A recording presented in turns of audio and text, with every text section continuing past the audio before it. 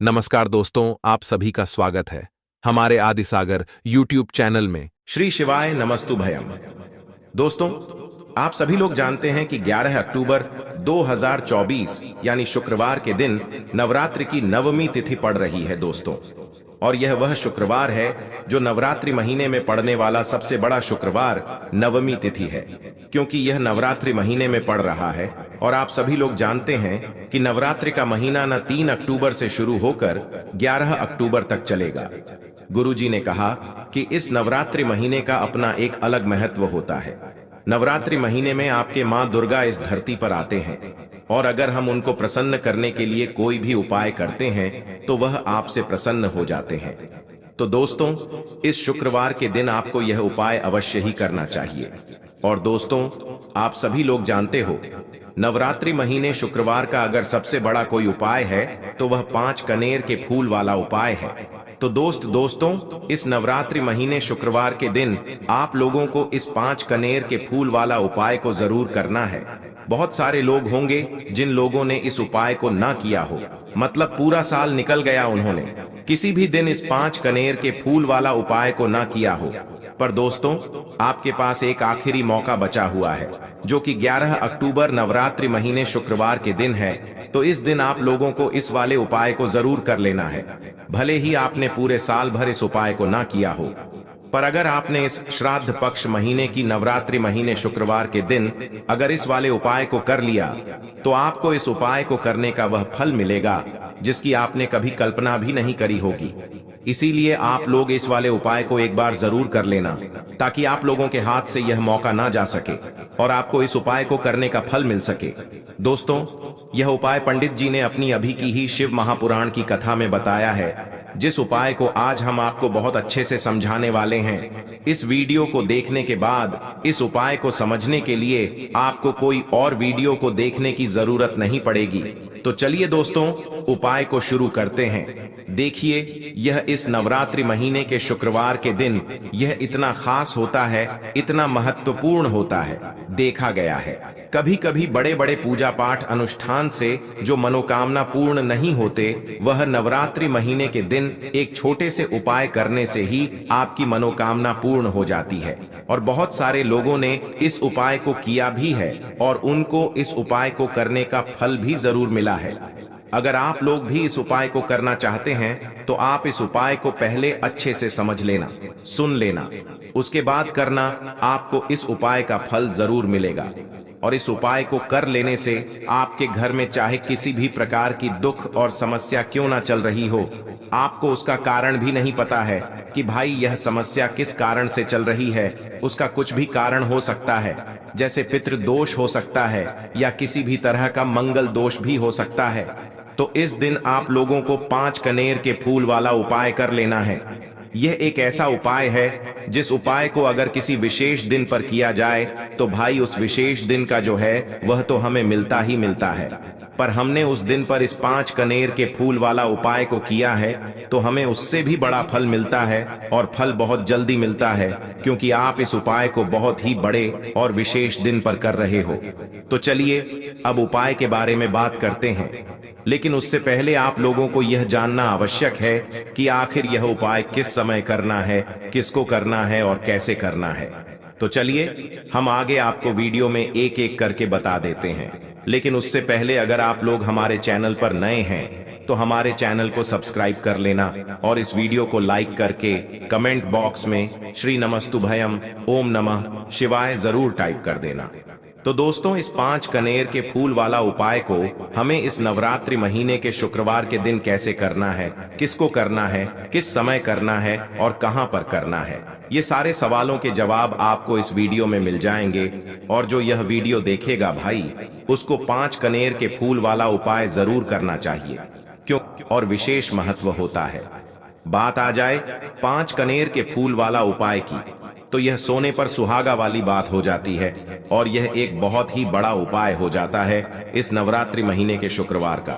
तो अब दोस्तों, इस 5 कनेर के फूल वाला उपाय को आखिर करना किसको है, सबसे पहले हम लोग वह बात जान लेते हैं। तो देखो, घर की जो बड़ी माताएं बहनें होती हैं, उन माताओं बहनों में से कोई भी एक बड़ी माता बहन इस वाले उपाय को कर सकती है। और दोस्तों, अगर आप चाहे तो अपने घर में से सभी सदस्यों को भी इस उपाय को करवा सकते हैं। अगर किसी व्यक्ति की खुद की कोई मनोकामना है, खुद की कोई दुख और परेशानी है जो कि वह अपने लिए ही करना चाहता है, इस वाले उपाय को तो वह खुद अपने लिए भी कर सकता है। बाकी अगर कोई घर में से ऐसा है जो कि अपने पूरे घर परिवार की सुख और शांति के लिए यह वाला उपाय करना चाहता है, तो भाई वह भी कर सकता है। उसमें भी कोई दिक्कत वाली बात नहीं है। कहने का मतलब ये है कि इस उपाय को हर एक सदस्य भी कर सकता है और पूरे घर परिवार के सदस्य के लिए घर की बड़ी माताओं बहनों में से कोई एक माता बहन भी कर सकती है। माताएं बहनें अगर घर में उपस्थित ना हो या वह यह वाला उपाय ना कर पा रही हो, तो फिर घर का कोई बड़ा सदस्य भी इस 5 कनेर के फूल वाला उपाय को कर सकता है। चाहे फिर वह पुरुष ही क्यों ना हो, उसमें कोई भी दिक्कत वाली बात नहीं है। उसके बाद में दोस्तों, जो अगला प्रश्न निकल कर आता है वह यह आता है इस उपाय को लेकर कि आखिर इस उपाय को हमें किस समय करना है, सुबह के समय करना है कि शाम के समय करना है। तो देखो, इस वाले उपाय को आप लोग सुबह के समय भी कर सकते हो और शाम के समय प्रदोष काल में भी कर सकते हो। अब अगर आप पूछो कि भाई साहब सबसे उत्तम समय कौन सा रहेगा इसका, तो हम आपसे बस यही कहेंगे कि इस उपाय को आप सुबह के समय करेंगे तो ज्यादा बेहतर होगा। बाकी अगर शाम के समय भी करेंगे तो भी अच्छा होगा, उसमें कोई भी दिक्कत वाली बात नहीं है। तो अब दोस्तों, जो अगली सबसे बड़ी और महत्वपूर्ण बात आती है वह यह आती है कि सुबह अगर हम उपाय को करेंगे तो हमें कितने बजे से ले कितने बजे तक के बीच में करना है, और शाम के समय प्रदोष काल में करेंगे तो हमें कितने बजे से लेकर कितने बजे के बीच में करना है।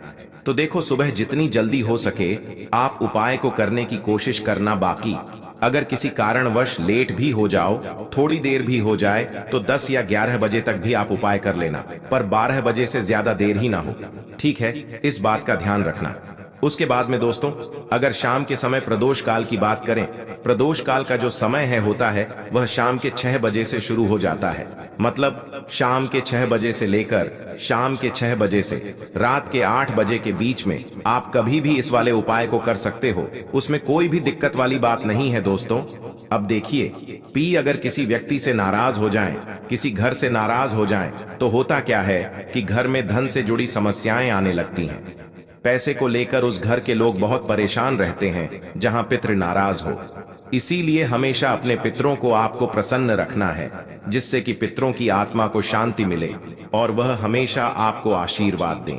अब यह जो नवरात्रि के दिन होते हैं, इन दिनों में जब आप यह उपाय करेंगे जो हम आपको बताने वाले हैं, गौ माता से जुड़ा हुआ उपाय है।